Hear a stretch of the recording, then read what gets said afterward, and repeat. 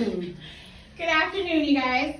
I am doing a presentation today on homeschooling and why I think it is a wonderful alternative to public school.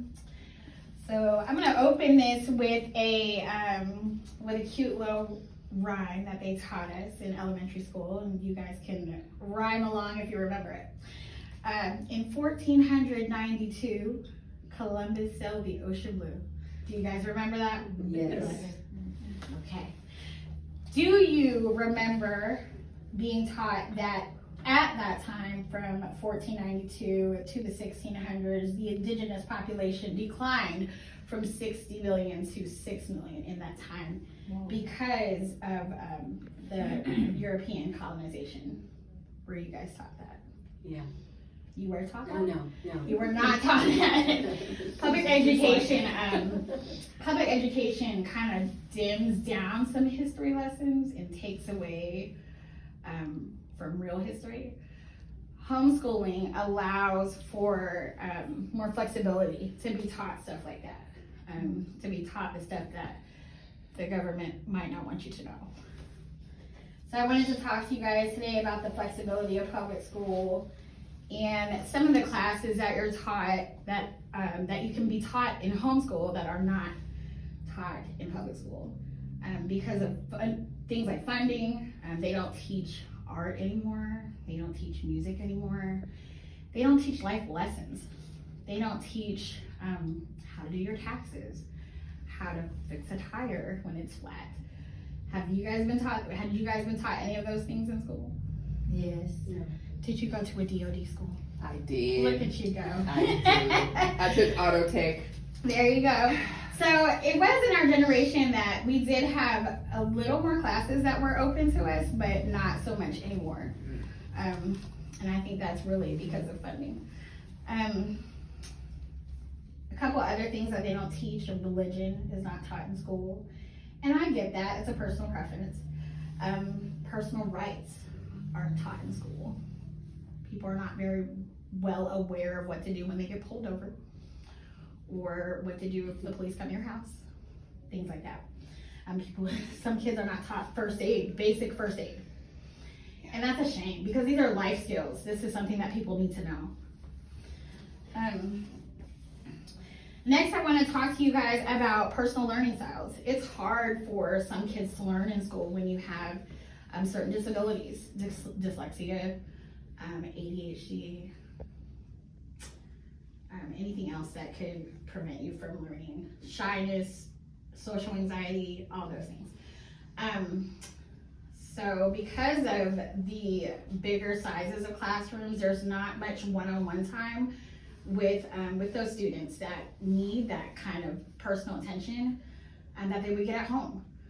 So those kids that are terrified to raise their hands or terrified to just be around so many people, especially in a class like public speaking, they don't really thrive in those areas, whereas at home, they're given that personalized time to thrive.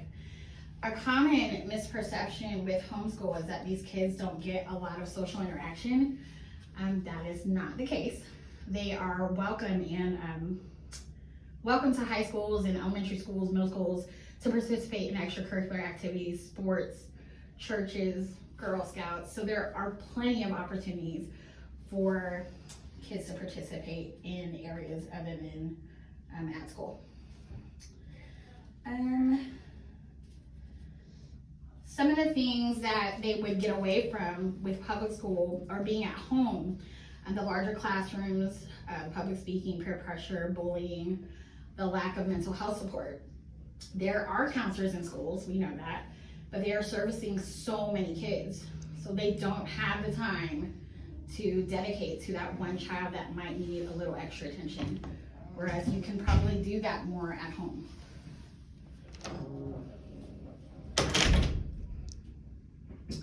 So like I said, with getting that social interaction outside of the home, the Excelsior Academy, shows studies that 98% of students participate in at least one activity outside of the home. So the case that social interaction doesn't happen with homeschool is void.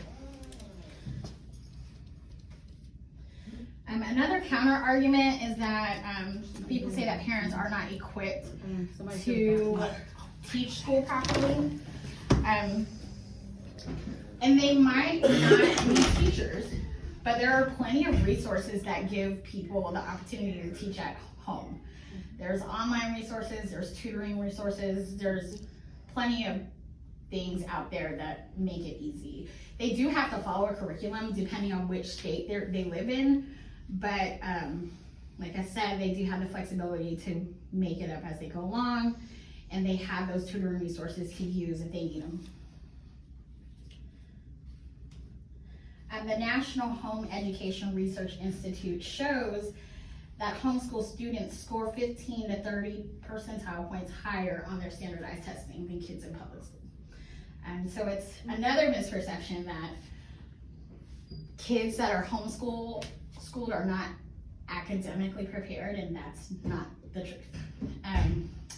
They also have higher college graduation rates. So I wanted to give you guys an opportunity to hear from a friend of mine who homeschools her kids. I have a video for you guys. Give me just a second.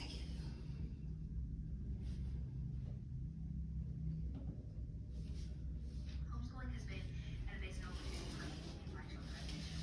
Not only are we able to have one-on-one time together and just tool bond family time, but also I'm able to work at my children's individual pace, and I'm able to help them focus on things that they love learning and not put as much focus on the things that they don't love learning. Obviously, there's still some stuff that they have to learn, whether they want to or not, but I'm definitely able to move at a slower pace if they're having trouble understanding it, and move at a quicker pace if they understand it and are able to get through it quickly. I'm definitely able to give them more individual one-on-one time than they would maybe move to get in a public school setting with a teacher in a classroom full of 25 to 30 kids. So those are just a few of the benefits of being at home. You're doing investigation 6. So, in this investigation, we will practice finding information on the different types of graphs. That's why if you look at your packets, look at both pages, you have a bunch of different types of graphs. So, the 4 types of graphs that we're going to study are pictographs, bar graphs, line graphs, and circle graphs. These first 3 types usually have a rectangular shape. So, on these graphs, look for titles, labels, scales, and units. You might also find a legend or a key on the side that will tell you the symbols of what the graph is supposed to stand for. So, we're going to begin with a pictograph, which uses pictures to display information. The following pictograph shows the results of the survey of some 4th grade students, and each student was asked to select his or her favorite lunch from 4 possible choices. So I'm going to hold it up. It's corn dogs, pizza, hamburgers, and tacos. So that is my friend Macy. She is able to stay at home with her kids and her sister's kids. And two of them, I think, have learning disabilities. They have ADHD, and I know her daughter has dyslexia as well. So, and that just made it a little harder for them to learn in public school. So I think they get that one-on-one time with their mom and with their aunt, and they learn a little better that way. And as you can see, she's like toting her baby on her hip while she's teaching, and it allows for a bonding time. So I'm gonna close with another rhyme for you guys and see if you guys can remember this one. My very educated mother just served us 9 pizzas. You guys remember that? You don't remember that? You guys don't remember that? That was something I learned in elementary school to help us remember the order of the planets. Oh. And now if you pay attention to the news, now there's so many more planets. So yeah, they taught us that. But what I'm trying to get at is that my very educated mother just served us 9 pizzas, but did she teach us any life skills? Does public school teach you any life skills? Does it teach you how to go on and become a high-functioning member of society? And that's what I want you guys to really think about when you think about homeschooling education. That's all.